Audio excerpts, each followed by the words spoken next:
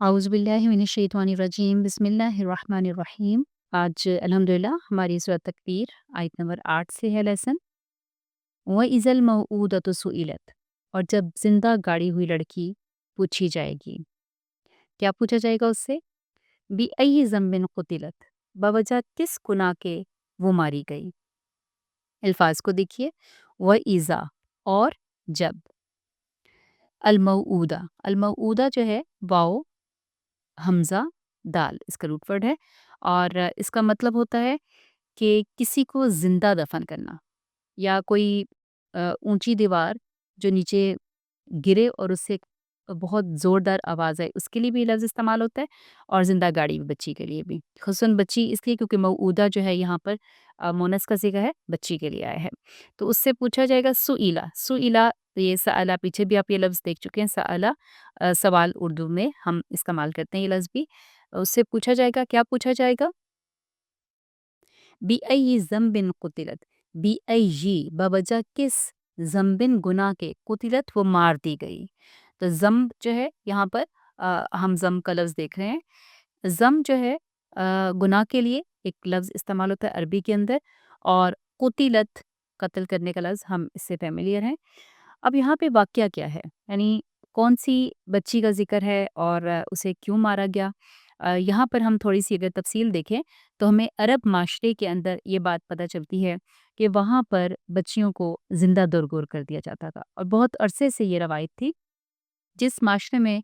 आप सल्लल्लाहु अलैहि वसल्लम तशरीफ़ लाए और सबसे पहले वो आपके लिए टास्क था कि उसको आप ठीक करें और उसके बाद फिर बाकी दुनिया तक ये पैगाम लेके जाएं। तो यूँ समझे कि अल्लाह ताला ने सबसे मुश्किल माशरा या जहाँ पर सबसे ज़्यादा ख़राबियाँ मौजूद थी, तो वो आप सल्लम के सुपुर्द किया कि अब यहाँ से इब्तिदा करनी है। और हम इसी चीज़ को फिर देखते हैं कि आप सल्लम ने यहाँ से स्टार्ट करके पूरी दुनिया में एक तहरीक बर्पा कर दी, एक चेंज लेकर आए। अ, ये जो 2 आयत हैं, आज मेरा लेसन इसी तक महदूद रहेगा क्योंकि यहाँ पर जो टॉपिक है वो बड़ा अहम है और इसमें एक चीज़ जो हम आज अल्लाह करे कि हम समझ के उठ सकें कि एक औरत का या एक लड़की का मुकाम इस्लाम में क्या है। इस्लाम ने वो कौन से राइट्स दिए हैं जो कि पहले मौजूद नहीं थे और आज दिन तक कोई माशरा भी उसको ना दे सका।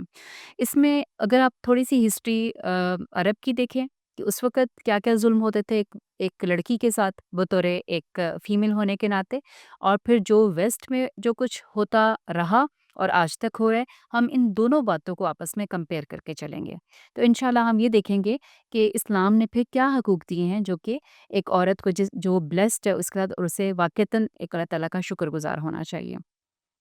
तो आप देखिए कि अरब माशरे को जब हम देखते हैं तो उसके अंदर चीधा-चीधा जब आप चीज़ें देखते हैं कि औरत जो थी उसकी हैसियत मर्द से बहुत कम थी। क्योंकि इंसान की नफ्सियात है कि जिस चीज़ में वो फ़ायदा, ताकत महसूस करता है और ये देखता है कि अच्छा ये पैसा कमा के लाएगा तो उसकी अहमियत भी ज़्यादा होती है। तो इसी बिना पर बेटों की या मर्दों की अहमियत ज़्यादा थी, और मर्द ही के हाथ में चूँकि वो अरब का सारा निज़ाम था, लिहाज़ा वो मर्द ही की हुकूमत और उसी का कंट्रोल चल रहा था। उस हिसाब से जो उन्होंने सो कॉल्ड रूल्स बनाए हुए थे वो ये कि औरत चूँकि कमज़ोर है, उसकी हिफाज़त करनी पड़ती है, कम फ़ायदे की चीज़ है। और फिर वो अरब इस बात को सबसे ज़्यादा आर समझते थे कि कल को उसकी बड़ी होगी, जवान होगी तो उसकी शादी करनी होगी और कोई मर्द उनके घर का दामाद बनेगा। इस बात को वो इंतहाई आर समझते थे, और इसी तरह से उसको वरासत में कोई हिस्सा नहीं दिया जाता था, बल्कि उल्टा वो माले वरासत समझी जाती थी।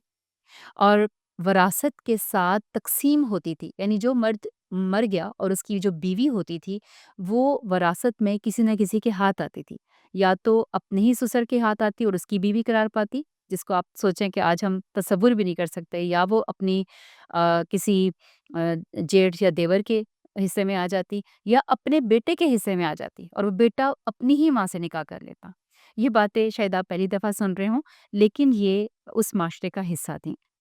इसी तरह से औरत को आर समझते हुए ज़िंदा दरगोर कर दिया जाता था। यानी इस बात का इंसान तसव्वुर भी नहीं कर सकता कि किसी की अपनी औलाद हो और उसको वो ज़िंदा दरगोर कर दे। लेकिन ये उस माशरे में था। इसीलिए अल्लाह ताला इन आयात के अंदर आप देखते हैं तो इंतहाई गुस्से की हालत है अल्लाह ताला की। और اس غصے کا اظہار آپ ان آیات میں دیکھ رہے ہیں کہ اللہ تعالیٰ اس بندے سے جس نے اس کو قتل کیا اس سے ڈائریکٹلی نہیں اس جرم کے بارے میں سوال کر رہے، کیونکہ جیسے کہ انسان اس کی طرف متوجہ ہی نہ ہونا چاہے، بلکہ اس کی جگہ اس مظلوم بچی سے سوال کیا جائے گا، بھئی تمہارا کیا قصور تھا، تمہیں اس حال میں کیوں اس طرح سے مار دیا گیا؟ تو پھر وہ جواب دے گی۔ تو یہ آپ دیکھ رہے ہیں کہ یہاں پہ اللہ تعالیٰ کا غصہ۔ اور پھر آپ دیکھیے کہ مزید وہ لوگ کیا کرتے تھے کہ ایک عورت کے ساتھ شادی کی جاتی، پھر اس کے بعد اس کو کسی وجہ سے طلاق دے دی جاتی، اور پھر بھی اس کو چھوڑا نہ جاتا، یعنی اس کو کل معلقہ بنا کر اپنے پاس ہی رکھا جاتا تاکہ وہ کسی اور سے شادی نہ کرے، اور سال ہر سال تک وہ ایسے ہی کرتے رہتے، یا پھر ایک طلاق دیتے، پھر اس کو اپنا لیتے، پھر طلاق دیتے، پھر اپنا لیتے، اور طلاق کی کوئی لمٹ ہی نہیں تھی۔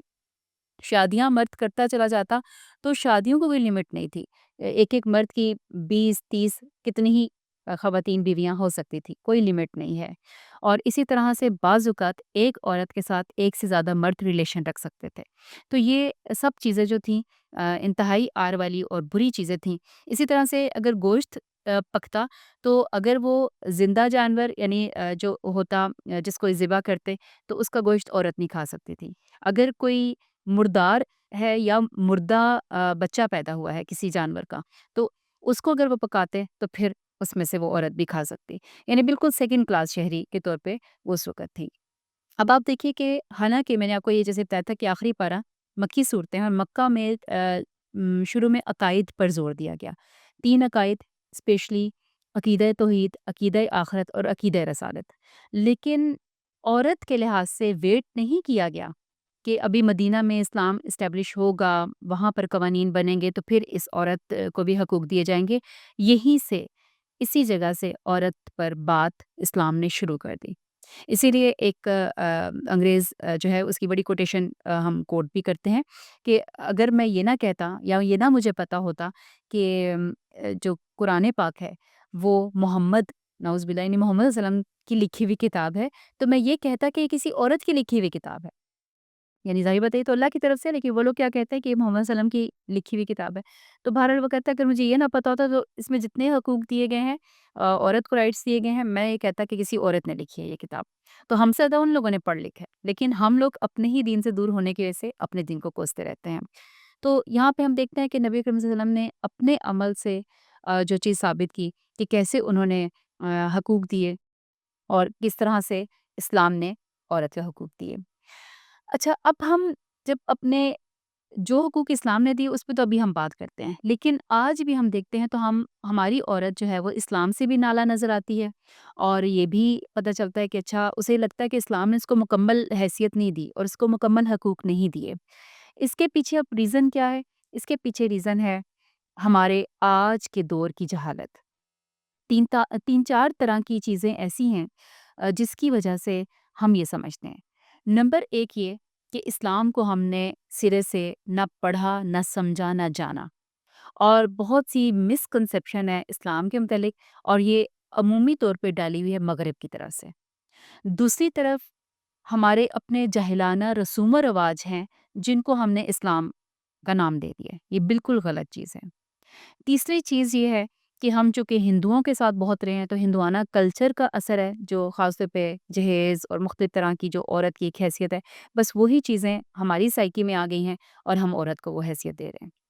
اس کا اسلام سے کوئی تعلق نہیں۔ اور پھر اس پہ تورا یہ کہ مولوی میڈ اسلام کو پاکستان میں خصوصاً ایشیا میں فالو کیا جاتا ہے، اور پھر کیا ہوتا ہے کہ جو رئیسی کسر ہے اسلام کی تصویر وہ انہوں نے خراب کر دی ہے۔ اسلام کے نام پر وہ عورت کو مارنا، عورت کے ساتھ بدسلوکی کرنا، وہ سب چیزیں جو ہے وہ، اور مرد کی حکومت قوام کے طور پہ وہ اپنے آپ کو ایک جو ہے وہ اس حیثیت میں لے لیتا ہے کہ اسے کوئی پوچھنے والا ہے ہی نہیں۔ تو یہ سب چیزیں جو ہیں وہ آئی ہیں کسی اور سائڈ سے، اور ہم نے اس کا نام اسلام سمجھ لیا ہے۔ تو اس لیے آج اب سمجھیے کہ اسلام نے ہمیں کیا حقوق دیے ہیں، اسلام کیا کہتا ہے۔ تو نمبر ایک یہ، یعنی اب یہاں سے ہمیں، یعنی آج کا لیکچر میں سمجھنے کی بہت ہی امپورٹنٹ ہے، اور ہمیں آج اپنے اس کانسیپٹ کو کلیئر کر کے اٹھنا ہے۔ اسلام نے بنیادی طور پہ جو تصور حیات دیا ہے وہ کیا ہے کہ انسان مرد و زن سب اللہ کی نظر میں برابر ہیں۔ تمام لوگ جو ہیں وہ آدم سے پیدا ہوئے، اور آپ نے کیا فرمایا کہ آدم مٹی سے پیدا ہوئے، کسی گورے کو کالے، کسی کالے کو گورے پہ، کسی عربی کو اجمی اور کسی اجمی کو عربی پہ کوئی فضیلت حاصل نہیں ہے۔ سب حالت امتحان میں ہیں۔ حالت امتحان میں امتحان کیا ہے کہ اللہ کو بن دیکھے ماننا، اس کی نشانیوں سے، اس کے رسولوں کے لائے ہوئے پیغام سے، اور پھر اللہ کی زمین پر اللہ کا دین اپنے اوپر بھی اور اپنے معاشرے پر نافذ کرنا، ہدایت پر لبیک کہنا، یہ ہمارا امتحان ہے۔ اور اس کے نتیجے میں جو بہترین عمل کرے گا، چاہے وہ مرد ہو یا عورت، دونوں ہی جنت کے مستحق پائیں گے، یعنی اگر وہ بہترین عمل کرتے ہیں۔ اور اگر مرد یا عورت برا عمل کریں گے تو دونوں ہی جہنم کے مستحق قرار پائیں گے۔ ایسا نہیں ہوگا کہ عورت اچھا عمل کرے تو اسے کوئی جنت نہیں، یا عورت نماز پڑھتی ہے تو اسے کم درجے کی جنت، اور مرد پڑھتا ہے تو اسے اعلیٰ درجے کی جنت۔ ایسا کچھ نہیں ہے۔ یا عورت کو زیادہ عذاب اپنی غلطی پر، اور مرد کو کم عذاب، ایسا کچھ نہیں ہے۔ سب کے بارے میں اللہ تعالیٰ نے واضح کر دیا، اور یہ قرآن پاک میں اللہ تعالیٰ نے وضاحت کر دی تاکہ کوئی اس میں ڈاؤٹ نہ رہے۔ اللہ تعالیٰ نے قرآن پاک میں فرمایا سورہ آل عمران میں آخری آیات میں کہ فَاسْتَجَابَ لَهُمْ رَبُّهُمْ أَنِّي لَا أُضِيعُ عَمَلَ عَامِلٍ مِّنكُم مِّن ذَكَرٍ أَوْ أُنثَىٰ بَعْضُكُم مِّن بَعْضٍ،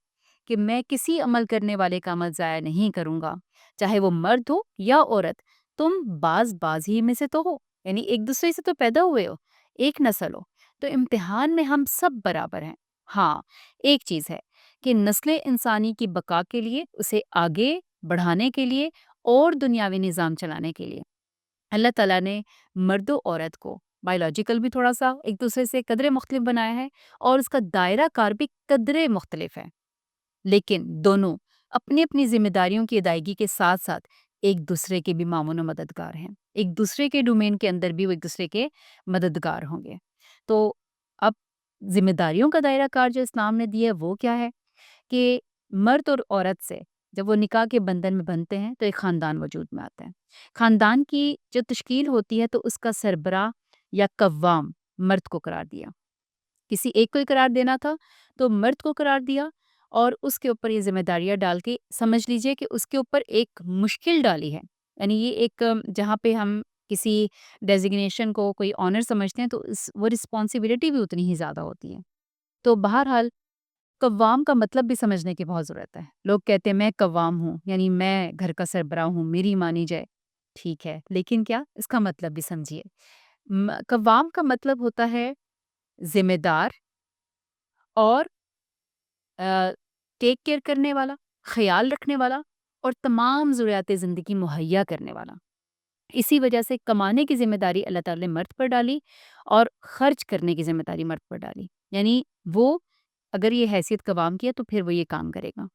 اور پھر عورت جو ہے وہ اس کی معاون و مددگار ہوگی۔ اسی لحاظ سے اللہ تعالیٰ نے وراثت کی جو تقسیم کی، جس میں خواتین اکثر ناراض ہو جاتی ہیں کیونکہ ان کو اس بات کا مطلب سمجھ نہیں آتا کہ مرد کو اس لیے عورت سے دگنا حصہ ملتا ہے، یا عورت کو مرد سے آدھا حصہ اس لیے ملتا ہے کہ مرد جو ہے جب گھر کا کوئی بھی مر جاتا ہے اس کی وراثت سے ایک بیٹا سپوز حصہ پاتا ہے، تو اگر ماں زندہ ہے تو ماں کی ذمہ داری اب کس کے اوپر ہے؟ خرچ مرد نے کرنا، اس کی ذمہ داری ہے۔ اگر بہن موجود ہے تو بہن پہ خرچ کرنے کی ذمہ داری مرد کی ہے۔ اگر شادی شدہ ہے، بیوی موجود ہے تو بیوی پر خرچ کرنا اور اس کو مہر دینا اس مرد کی ذمہ داری ہے۔ بیٹی موجود ہے تو بیٹی کی ساری کفالت یا اولاد جتنی ہے اس کی کفالت مرد کی ذمہ داری ہے۔ اتنی جگہوں پہ جس نے ذمہ داریاں ادا کرنی ہے تو اس کو اللہ تعالیٰ نے صرف ایک حصہ ہم سے زیادہ دلوایا ہے۔ میں تو کہتی ہوں اسے زیادہ ہونا چاہیے تھا تاکہ وہ مزید اچھے طریقے سے، لیکن میں یہ نہیں کہہ رہی کہ اللہ تعالیٰ کے، میں کہہ رہی ہوں کہ اللہ تعالیٰ نے پھر بھی آپ دیکھیے کہ جو اس کے پاس جا رہا ہے وہ تو اگین ہم ہی پہ خرچ ہو رہا ہے، لیکن جو عورت کے حصے میں آ رہا ہے تو وہ اس کی ڈائریکٹ پاکٹ منی میں جا رہا ہے، اس پہ کوئی بھی کسی خرچ کرنے کی ذمہ داری نہیں ہے۔ ہاں، اگر وہ خود سے اپنے شوہر کا ہاتھ پٹائے، کوئی بھی اس کی کمانے میں ہیلپ کرے تو اسے حرج بھی نہیں ہے، لیکن ذمہ داری اللہ تعالیٰ نے ڈیفائن کر دیا، عورت پر گھر کی ذمہ داری ڈالی، اور بچہ ہے اس کی پرورش، اس کی پیدائش، اس کی پرورش کے اندر مین رول عورت کا، یعنی اہم شعبہ عورت کے سپرد کیا۔ ہاں، مرد اس کے اندر اس کا تعاون کرتا ہے، معاون و مددگار ہے، تو یہ اس کے لحاظ سے اچھی بات ہے کہ وہ اس کو کرنا چاہیے، ایک دوسرے کا خیال کر کے، قربانی کر کے، ایک دوسرے کے ساتھ محبت کر کے، اور اس چیز کو کر کے ایک دوسرے کے ساتھ چلا جائے، یہ اسلام کی تربیت ہے۔ یہ نہ دیکھا جائے کہ کون کیا، اب بچہ ہے وہ اٹھ کے یہ کہے کہ اچھا والدین کو کیوں کہا گیا کہ والدین کی میں بات مانوں، کیوں کہا گیا کہ والدین کی عزت کروں، تو والدین کو اچھی طرح سمجھ ہے کہ ہم اللہ تعالیٰ جہاں پہ اولاد کی ذمہ داریاں ساری والدین پہ ڈالتے ہیں تو پھر ان کو حقوق بھی ادا کرتے ہیں، اور ہمیشہ اسلام میں حقوق اس حساب سے ملتے ہیں جس حساب سے کسی پر ذمہ داری ڈالی جاتی ہے۔ اسی طرح سے پھر آپ دیکھیے کہ بطور ماں تو عورت کا درجہ مرد سے بھی 3 گنا زیادہ کر دیا گیا۔ بطور بیٹی حسن سلوک کا مستحق جو ہے وہ کیا قرار دیا کہ آپ نے فرمایا کہ اگر مجھے اولاد میں انصاف یعنی یعنی اولاد میں تو انصاف کا حکم دیا گیا، لیکن اگر مجھے کسی کو زیادہ دینے کی اجازت ہوتی تو میں بیٹی کو ترجیح دیتا، اور آپ کا عمل بھی اس پہ رہا۔ حضرت فاطمہ رضی اللہ عنہ کے آنے پر آپ اس طرح کھڑے ہو جاتے اور پھر اپنی چادر اپنی یعنی کندھے کی چادر آپ اتار کے ان کے لیے بچھا دیتے۔ تو یہ اس معاشرے میں آپ یہ تصور دے رہے ہیں جہاں پہ آپ پیچھے بات سن چکے کہ کیا حالات تھے۔ پھر اسی طرح سے آپ دیکھیے کہ باقی شعبوں میں جیسے کہ ایک بطور بیوی ہے،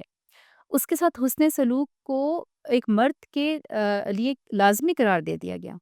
آپ سے فرمایا کہ خیرکم خیرکم لاہلی، تم میں سے سب سے بہترین انسان وہ ہیں، مرد وہ ہیں جو کہ اپنے گھر والوں سے اور خصوصاً اپنی بیوی سے اچھے ہیں۔ وَأَنَا خَيْرُكُمْ لِأَهْلِي، اور میں اپنی بیویوں کے ساتھ اپنی بیوی سے سب سے زیادہ اچھا ہوں، یعنی اپنے گھر والوں کے ساتھ سب سے زیادہ میرا حسن سلوک ہے۔ پھر آپ نے فرمایا موٹیویشن کی کہ جو صدقہ تم دیتے ہو اس میں سب سے بہترین کیا چیز ہے کہ جو اپنی بیوی کے منہ میں جو تم لقمہ ڈالتے ہو تو وہ تمہارے لیے بہترین صدقہ ہے۔ اور آپ وسلم کی پوری سیرت حضرت عائشہ رضی اللہ عنہ کے ساتھ جو آپ کا بیہیویئر تھا وہ ہم سب دیکھتے ہیں، گھر کے کام کاج آپ کر لیتے تھے، اپنا سارا کام خود کر لیتے تھے، تو آپ ایک ہمبل پرسنالٹی اور ایک مددگار پرسنالٹی۔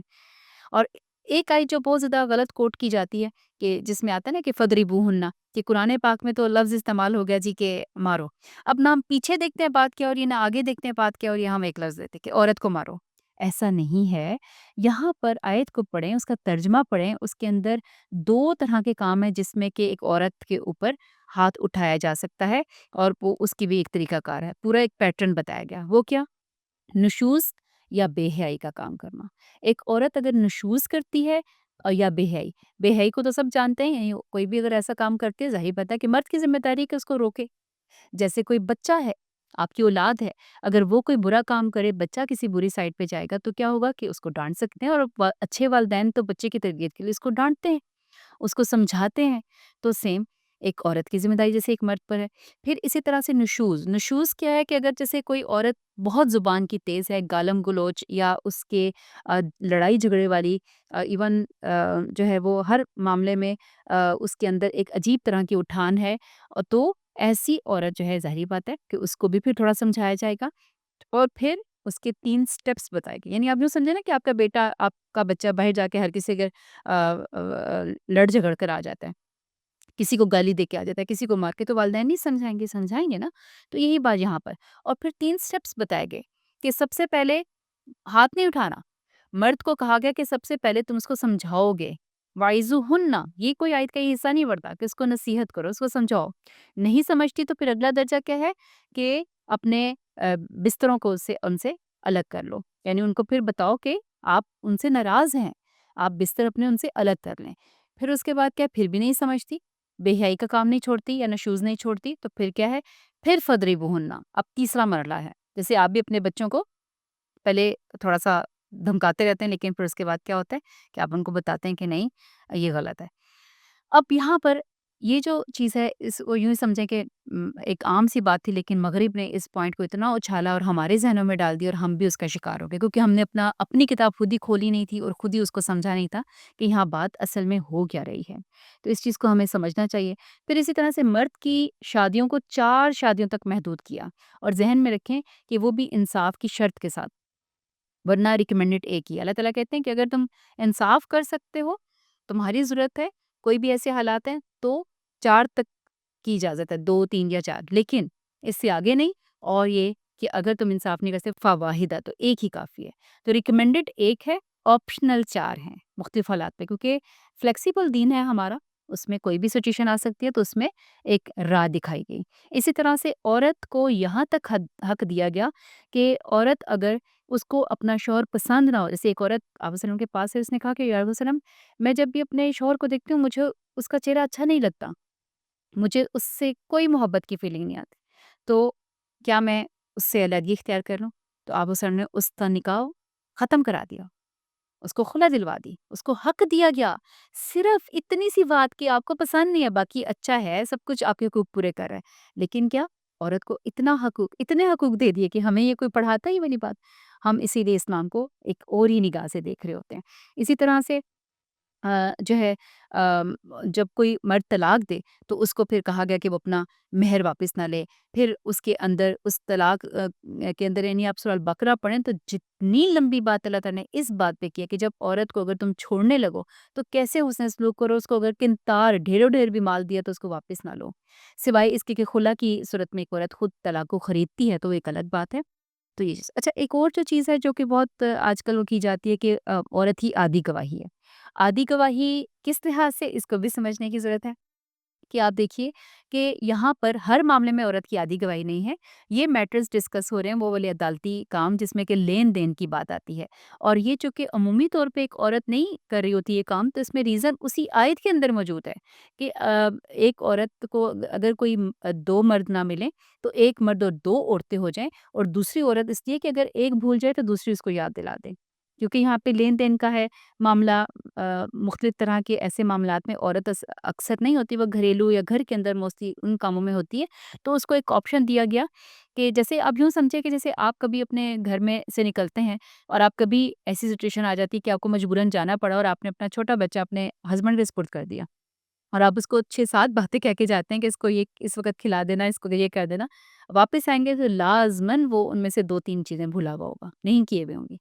تو اس کا کیا مطلب ہے کہ جو فیلڈ آپ کی عمومی نہیں ہوتی آپ اس میں بھول سکتے ہیں، تو اللہ تعالیٰ نے صاف بتا دیا کہ یہاں پر عدالتی کام تھا اور اس میں وہ روٹین وائز وہ یہ کام نہیں کرتی، تو اس لیے اگر ایک وہ کوئی بات بھول جاتی ہے تو دوسری اس کو یاد کرا دے گی، اس لیے دو کو رکھا گیا۔ باقی معاملات جو ہیں جیسے کہ جہاں پر زنا یا جو اس طرح کی جو چیزیں آتی ہیں، یعنی جہاں پہ کسی مرد یا عورت پہ الزام کی بات آتی ہے تو وہاں پہ ایک عورت کی اپنے متعلق یا وہاں پہ آپ دیکھتے ہیں کہ اکیلی گواہی بھی وہ چل جاتی ہے، تو مختلف سچویشن کے اندر اسی طرح سے ایک عورت کو کوئی بندہ طلاق دیتا ہے اور وہ کہتی ہے کہ جو ہے یعنی وہ اس حمل سے ہے تو اس کی اکیلے کی گواہی کافی ہے، یعنی میں آج کے دور کی بات نہیں کری، آج کل تو الٹرا ساؤنڈ یا بڑی وہ جدید مشینیں بھی ہیں، لیکن پہلے زمانے سے آپ اگر بات کو لیں تو اس وقت اکیلی اس عورت کی گواہی مانی جاتی تھی کہ ہاں شی از پریگننٹ، تو یہاں پر آپ دیکھتے ہیں کہ اکیلے ایک عورت کی گواہی بھی مان جاتی ہے، تو ہم چیزوں کو سمجھ کے نہیں چلتے ہیں۔ اسی طرح سے آپ دیکھیں کہ عورت پہ کمانے کی ذمہ داری تو نہیں ہے، لیکن اس کو یہ رائٹس دیے کہ وہ ایجوکیشن حاصل کر سکتی ہے، وہ ایک بزنس رن کر سکتی ہے۔ حضرت عائشہ رضی اللہ عنہا، حضرت حفصہ رضی اللہ عنہا جو ہیں انہوں نے اپنی پوری زندگی جو ہے وہ تعلیم حاصل کی اور آگے پہنچائی۔ حضرت خدیجہ رضی اللہ عنہا جو زبردست قسم کی بزنس وومن تھیں اور انہوں نے بہت زبردست بزنس ہمیشہ ویسے انہوں نے ان کو کبھی منع نہیں کیا اس چیز سے، تو اس چیز کو اللہ تعالیٰ نے برقرار رکھا۔ پھر اسی طرح سے آپ دیکھیں کہ حقوق اور مرتبے کے لحاظ سے آپ جو چیزیں ہم دیکھتے ہیں کہ جو اللہ تعالیٰ نے عطا کی اس چیز کو ویسٹ کے لوگ جو ریورٹ مسلم خواتین ہیں، اگر آپ ان کی سٹوریز کو دیکھیں تو وہ اس چیز کو فیل کر رہی ہوتی ہیں، اور وہ چونکہ ریورٹ ہوتی ہیں لہٰذا وہ اسلام کو اسٹڈی بھی کرتی ہیں اور وہ بتا رہی ہوتی ہیں کہ اسلام نے کتنے حقوق دیے ہیں، جبکہ ہمیں خود جو بائی برتھ مسلم ہیں ہمیں نہیں پتہ ہوتے وہ حقوق۔ آپ دیکھیے کہ ایک اور جو چیز بہت زیادہ وہ کی جاتی ہے کہ اچھا اسلام میں عورت ہی کو کیوں کہا گیا کہ وہ پردہ کرے یا وہ اپنے جسم کو ڈھانپے، ظاہر بات ہے زیادہ پریشیس چیز ہے، اسی کی زیادہ حفاظت میں رکھنا ہوگا۔ ایک جو سونے کا زیور ہے اس کو آپ کہاں رکھتے ہیں اور گھر کی جو لکڑی اور لوہے کی چیزیں وہ کہاں پڑی ہوتی ہیں، تو فرق ہے، یہ ہمیں سمجھنا چاہیے۔ اللہ تعالیٰ نے ہماری سیفٹی کرنی چاہیے، باقی مرد کو بھی غض بصر کا یا نگاہوں کو نیچے رکھنے کا حکم دیا گیا ہے، تو یہ چیز اچھا اس میں ایک خاتون تھی جو کہ ریورٹ مسلم تھی، بڑی اچھی مجھے اس کی بات لگی۔ اس نے کہا کہ میں اسلام سے بڑا نفرت کرتی تھی اور خصوصاً اس بات سے کہ عورت جو بہت زیادہ ڈھانپنے کا وہ ہے، تو مجھے لگتا تھا کہ یہ مرد جو ہے مسلمان مرد ہے یہ اس عورت کو بالکل اس طرح سے کر کے رکھتا ہے اور یہ اس کی وجہ سے ایسے ہے۔ تو اس کا آفیشیل ٹور ایک دفعہ مصر والی سائڈ پہ وہ گئی اور وہاں کہتی ہے کہ میں ایک میٹنگ میں تھی، وہاں پہ ایک بہت بڑی خوبصورت پیاری سی ایک لڑکی پورے فل حجاب اس نے کیا ہوا وہ سرو کر رہی تھی، اور میں نے اس کو کہا مجھے غصہ آ رہا تھا اس کو دیکھ کے کہ مردوں نے اس کو کس طرح سے بالکل لپیٹا ہوا ہے اور اس طرح، تو اس نے کہا کہ مجھے تمہیں دیکھ کے ترس آ رہا ہے کہ تم اس حالت میں ہو اور تم اس طرح سے اپنے آپ کو تمہیں ڈھانپنا پڑ رہا ہے، کور کرنا پڑ رہا ہے۔ وہ مسکرائی اور اس نے کہا کہ نہیں، یہ تو میں اپنی مرضی سے کرتی ہوں، اور میں یہ اس لیے کرتی ہوں کہ مجھے میری لک سے نہ پہچانا جائے بلکہ مجھے میرے کام سے پہچانا جائے۔ وہ کہتی ہے کہ یہ جملہ اس کا میرے دل کو لگ گیا، اور میں نے کہا کہ اچھا، یہ تو کتنی آزادہ ہے، یہ تو کتنی واضح سوچ رکھتی ہے، یہ سوچ میرے اندر کیوں نہیں ہے کہ میں اپنی لک سے مردوں کو متاثر کروں یا کہ اپنے کام سے؟ میرے کام کی ورتھ نہیں ہے، میری لک کی ورتھ ہے۔ تو کہتی ہے تب سے میں نے اسلام کو اسٹڈی کرنا شروع کیا، اور پھر وہ کچھ عرصے کے بعد مسلمان ہو گئی، اور اب وہ خود اس پردے میں تھی جب وہ انٹرویو دے رہی تھی۔ بہرحال یہ چیزیں ہمیں ان کو سمجھنا چاہیے۔ باقی جو آج عورت اس دھوکے کا شکار ہے جو مغرب نے ہمیں ہمارے دین سے دور کرنے کے لیے کیا ہوا ہے۔ اگر ہم یہ دیکھیں، فیمنزم کو اگر ہم دیکھیں اور اس کی ہسٹری کو دیکھیں، تو آپ دیکھیں کہ جب اسلام نے 23 سال کے عرصے میں عورت حقوق دلا کر اور سارا کام فارغ کر کے اس کو وہ مقام دلا کر، تب سے وہ اب تک وہ مقام الحمدللہ اس کو انجوائے کر رہی ہے، وہ بلیسڈ ہے۔ لیکن جو بیچاری مغربی عورت، وہ آج تک وہ حقوق جو ہے وہ حاصل نہیں کر سکی، اور اس کی اسٹرگل کب سے شروع ہوئی تھی؟ 11ویں سینچری سے لے کر ہم دیکھتے ہیں کہ 15 سینچری کا جو 1000 کا جو یعنی اتنا جو ایک ٹائم پیریڈ ہے، اس کے اندر انتہائی مظلوم تھی عورت۔ باقی بھی ان کا پورا ہی یعنی اس کو ڈارک ایج کہا جاتا ہے یورپ کی، اور اس کے اندر خصوصاً یہ ہوا تھا کہ چرچ جو ہے وہ اس نے بہت زیادہ اس کا انفلوئنس تھا پوری ہیومن لائف کے اوپر، اور کنٹرول تھا اس کی ہر شعبے کے اوپر، ریاست سے لے کے نیچے ہر شعبے کے اوپر، اور پوپ جو تھا وہی سب کچھ تھا، اس کے آرڈر سب کچھ تھے، اور مذہب کے نام پر انہوں نے پھر وہ دھجیاں اڑائیں۔ اب عیسیٰ علیہ السلام جو مذہب لے کر تھے وہ تو اسلام ہی تھا، لیکن اس کے بعد ہم دیکھتے ہیں کہ جو تبدیلیاں ہوئیں، تحریفات ہوئیں، اور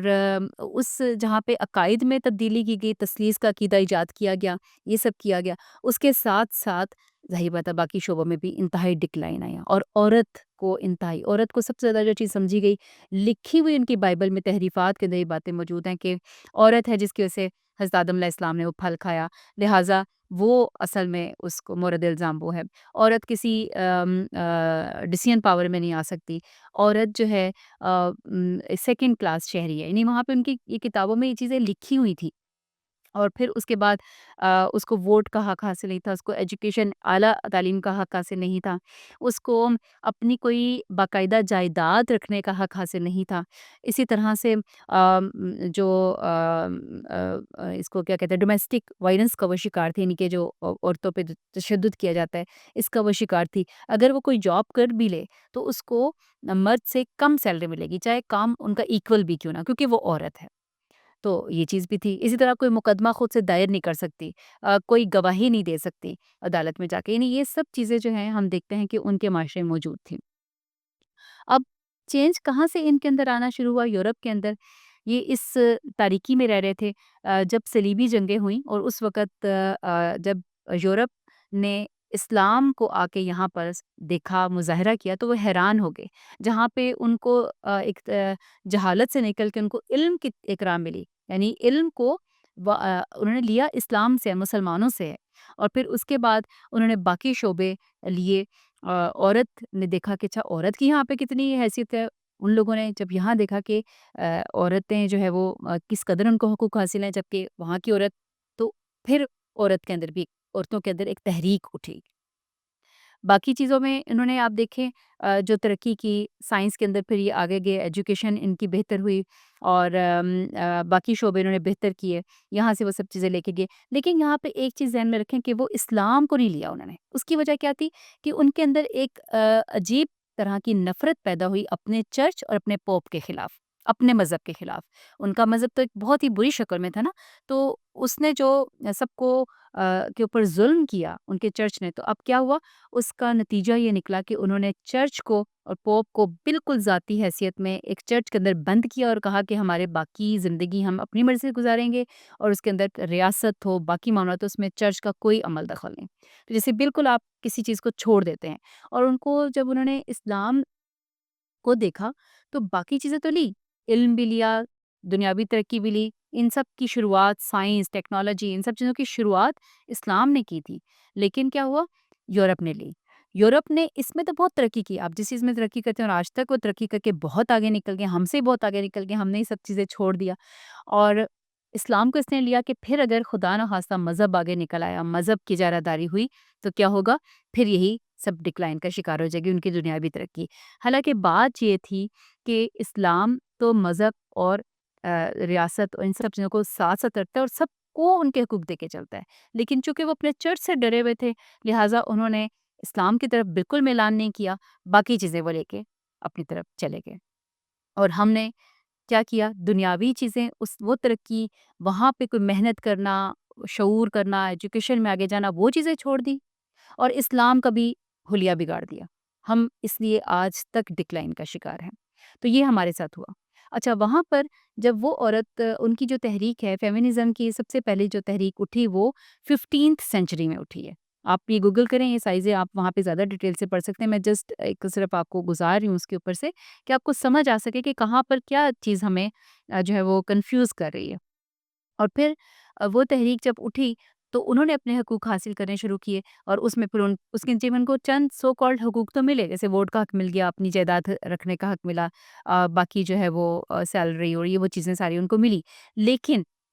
اگین ابھی بھی وہ مرد کی غلامی ٹھہری، کیونکہ جب اس نے مرد کی برابری کرنے کہ اس نے کہا کہ عورت بھی کمائے گی، پیرالل ہوگی، بالکل وہ چیزیں ساری، تو اس کے نتیجے میں کیا ہوا؟ عورت پر باہر کی ذمہ داریاں بھی آئیں اور گھریلو ذمہ داریاں بھی آئیں۔ اب اس کے نتیجے میں یا تو وہ ڈبل برڈن اس نے لیا، یا پھر کیا ہوا کہ فیملی بریک ہو گئی۔ یعنی آپ دیکھیں تو فیملی سسٹم ان کا آج بھی بروکن ہے، اور وہاں پہ سنگل پیرنٹ سسٹم ہے، یا پھر یہ ہے کہ وہ لوگ جو ہے اس میں یعنی جو اصل شعبہ تھا وہ اتنا متاثر ہوا کہ آج ان کا بچہ جو ہے وہ پیرنٹس کے ہاتھوں میں نہیں پلتا، یا کوئی ایک ہی اس کو نصیب ہوتا ہے، یا ایک بھی نصیب نہیں ہوتا، یا وہ ڈے کیئر میں، یا وہ جو فوسٹر پیرنٹس کے جو سسٹم ہے وہاں پہ ہم دیکھ رہے ہیں۔ اور اسی سے ان کی جو چونکہ ایک اہم شعبہ بچے نے ایک جن ہاتھوں میں تربیت پانی تھی، ایک پرورش پانی تھی، وہ سائیکولوجیکل مسائل جتنے وہاں ویسٹ میں ہیں وہ یہاں نہیں ہیں۔ جیسے دور کے ڈھول سہانے، ہم ان کو دور سے دیکھتے ہیں اور ہم سے متاثر ہو جاتے ہیں، حالانکہ عورت جو ہے وہ آج کمانے کے لحاظ سے، اپنے گھر کو ساتھ دیکھنے کے لحاظ سے وہ ڈبل برڈن کا شکار ہے۔ دوسری طرف وہ صرف مرد ہی کی غلام ہے جب وہ اپنے آپ کو، اپنی ڈریسنگ، اپنے آپ کو ایکسپوز جو وہ کرتی ہے، وہ ساری بھی تو ذہنی غلامی ہے کہ مرد کو ہی تو اس نے خوش کرنا ہے، وہ اپنے آپ کو دیکھتی ہی اس حیثیت سے ہے، اپنے کام کی ورتھ کے لحاظ سے نہیں دیکھتی، تو آج بھی وہ غلام ہی ہے۔ تو ہمیں ان چیزوں سے نکلنا ہے، ہمیں اپنی جو آزاد سوچ اور ہمارا جو مقام اسلام نے دیا ہے ہمیں وہ دیکھنا ہے۔ تو ان آیات کے ریفرنس سے اس ساری بات کرنے کا مقصد یہ تھا کہ ہم اپنے دین کو بہترین طریقے سے سمجھ کے پڑھیں، جہاں کنفیوز ہوتے ہیں کوئی آیت یا کوئی ہمیں روایت، اس میں کوئی لگتا ہے کہ اچھا یہ شاید ہمیں، تو ہمیں اس کو پوچھنا ہے، سمجھنا ہے، نہ کہ غلط کانسیپٹ بنا کے اسلام کو خیر بات کہہ دینا ہے۔ کتنے لوگ جو ہے وہ دنیاوی ترقی کے نام پر، سیکولرزم کے نام پر وہ اسلام کو چھوڑ رہے ہیں، چونکہ ان کو اس کا اثر پتہ نہیں ہے۔ تو اللہ کرے کہ ہم اسلام کی طرف آئیں اور ہم بھی ریورڈ ہوں، اپنے اسلام کو اہمیت دیں، کیونکہ اسی میں ہماری عزت اور شان ہے۔ اگر ہم صحیح ٹرو مسلم بنیں گے، اگر ہم اس کو صحیح طریقے سے اپنی زندگیوں میں اپنے اوپر لے کر آئیں گے۔ اللہم اجعلنا منہم۔ سبحانک اللہم و بحمدک، نشہد ان لا الہ الا انت، نستغفرک و نتوب الیک۔ السلام علیکم و رحمۃ اللہ وبرکاتہ۔